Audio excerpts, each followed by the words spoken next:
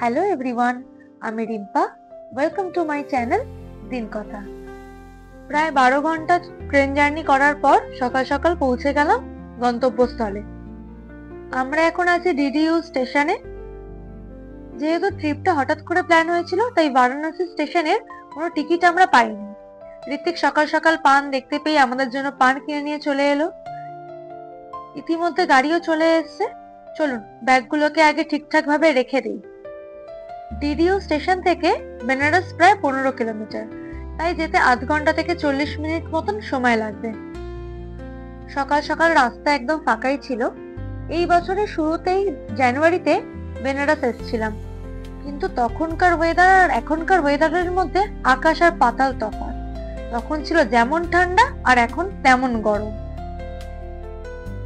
এই যে পৌঁছে গেছি হোটেলে, হোটেল পিকাসো। আগের বার এসেও এই হোটেলে স্টে করেছিলাম। বেশ রিজনেবল প্রাইসে, সুন্দর, নিট অ্যান্ড ক্লিন, একদম রাস্তার উপরে গোধুলিয়া চকে এই হোটেলটা। হোটেলের নাম অ্যান্ড কন্ট্যাক্ট নাম্বার আমি ডেসক্রিপশনে দিয়ে দেব, আপনারা চাইলে যোগাযোগ করতে পারেন। রুমগুলো খুব বড় না, কিন্তু পরিষ্কার পরিচ্ছন্ন, খুব সুন্দর। একটা রুম তো আপনারা দেখলেন, এটা ছিল আরেকটা রুম। এটাও বেশ সুন্দর, বেশ বড়, একদম রাস্তার উপরে একটা জানলা আছে। সারা দিন রাত প্রায় গাড়ি চলতে থাকে। এখান থেকে আশিঘাট, কাশী বিশ্বনাথ মন্দির, কালভৈরব মন্দির সবকটাই খুব কাছে। একটা অটো বা টোটো ভাড়া করে আপনারা চলে যেতে পারেন, কোনো রিজার্ভ করার দরকার নেই। রানিং টোটো বা অটোই পেয়ে যাবেন। চলুন এবার ঝপঝপ করে রেডি হয়ে নি। না, আজকে কাশী বিশ্বনাথ যাব না, আজকে কালভৈরব, মহামৃত্যুঞ্জয় মন্দির এগুলো ঘুরে নেব। এখানে আমরা থাকবো 2 দিন, মানে আজকে আর কালকে। আজকে এগুলো ঘুরে নেব, কালকে কাশী বিশ্বনাথ দর্শন করে তারপর আমরা বেরিয়ে যাব। সকালে স্টেশন থেকে নেমে ব্রেকফাস্ট করে নিয়েছিলাম, তাই এখন আর কিছু খাবো না। স্নান সেরে নিয়েছি, পুজো দিয়ে একেবারে দুপুরে লাঞ্চ করব। জানুয়ারিতে যখন এসেছিলাম তখন আমার প্রচন্ড শরীর খারাপ ছিল, জ্বর, কাশি, তাই একদমই ভালো করে ঘুরতে পারিনি। এই জন্যই মহাদেবের কাছে আবার আসা। আমার কাণ্ড দেখুন, ব্রাশ আনতেই ভুলে গেছি। কি আর করা যাবে, হাত দিয়ে পুরো মেকআপটা এবার আমাকে করতে হবে। বাইরে প্রচন্ড গরম, কিন্তু হিউমিডিটি খুবই কম, তাই খুব একটা ঘাম হচ্ছে না। খুব চড়া মেকআপ করব না, একদম হালকা বেসের উপর মেকআপ করব, যাতে সারাটা দিন স্টে করে। ভেবেছিলাম আজকে কাশী বিশ্বনাথে পুজোটা দিয়ে দেবো, কিন্তু কালভৈরবের পুজো না দিয়ে তো কাশী বিশ্বনাথের পুজো দেওয়া যায় না, তাই আজকে কালভৈরব দিয়ে নেব। আর কাল যেহেতু বাবার বার, তাই কালকে কাশী বিশ্বনাথে পুজোটা দিতে যাব। আর আমাদের এটা জানা ছিল না যে রবিবার কালভৈরবের বার। তার নিচের হোটেলের যে ওনার, তিনি বললেন আজকে আপনারা কালভৈরবের পুজোটাই দিয়ে দিন, ওটাই ভালো হবে। আর সেই জন্যই কালভৈরবে যাচ্ছি। আর কালভৈরবের ঠিক অপোজিট সাইডে হচ্ছে মহামৃত্যুঞ্জয়ের মন্দির, তাই সেখানেও একেবারে ঘুরে চলে আসবো। এই যে ঋত্বিকও এসে পড়েছে, ও রেডি হতে চলে গেছে। আমি এবার ঝপঝপ করে রেডি হয়ে নি, না হলে ও স্নান করে বেরেই আমাকে তাড়া দেবে।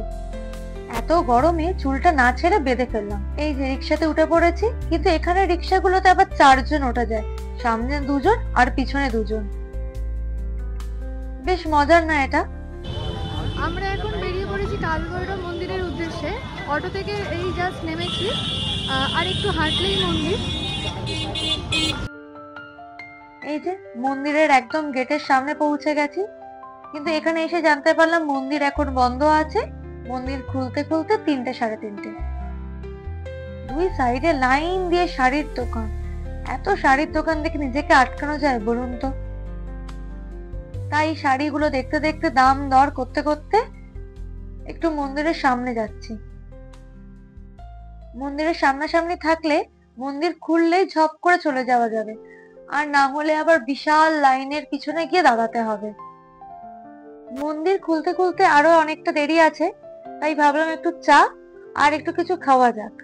তাই এখানে তো জানেনই চাট ভীষণ বিখ্যাত, তা 2 প্লেট চাট আর চা নিয়ে নিলাম।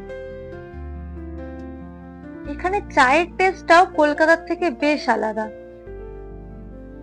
অনেকক্ষণ ধরে আড্ডা দিতে দিতে এই চা, চাট এগুলো খাচ্ছি, তাই ওদেরকে বললাম চলো, খাওয়া তো হয়েই এসছে, একটু মার্কেটটা ঘুরে আসি। হাতের সামনে ডুগডুগি পেয়ে সেটাকে একটু বাজিয়ে নিলাম। ছোটবেলায় আগে সেই মেলায় পাওয়া যেত প্লাস্টিকের ডুগডুগি, কিন্তু এটা যদিও কাঠের। তাই ঋত্বিককে বললাম ভালো করে একটা ভিডিও করে দে তো আমাকে। কি সুন্দর বিভিন্ন রঙের ওড়নাগুলো দেখুন, কিন্তু দামগুলো বোধহয় একটু বেশি চাইছে, তাই আর নিলাম না এখান থেকে, দেখি অন্য কোনো দোকান থেকে নেব। পুজোর ডালা নিয়ে নিয়েছি, পুজো হয়েও গেছে। এবার আমরা চলে এসেছি মহামৃত্যুঞ্জয় মন্দিরে। এই মহামৃত্যুঞ্জয় মন্দিরের গল্প হয়তো অনেকেই জানেন, যে এখানে একটা কুয়ো আছে, এই কুয়োর জল খেলে নাকি শরীরের অনেক রোগ ব্যাধি কমে যায়। এখানে এসেও দেখলাম একই কাণ্ড, মন্দির বন্ধ, যদিও মন্দিরের সামনে ক্যামেরা একদমই অ্যালাউ নেই, তাই আমরা ভিতরে চলে গেলাম কুয়োর ওখানে। বাপ রে, মেঝেটা এত গরম, সে দৌড়াদৌড়ি করতে করতে একটা শেডের নিচে এলাম। এই কুয়োর জলটা তুলে একটা কেটলির মতন পাত্র থেকে ওরা দেয়। এখন যাচ্ছে একটা শাড়ির দোকানে। বেনারসে এসে এটা আমার একটা পছন্দের জিনিস। চলুন শাড়ির দোকানটা দেখি।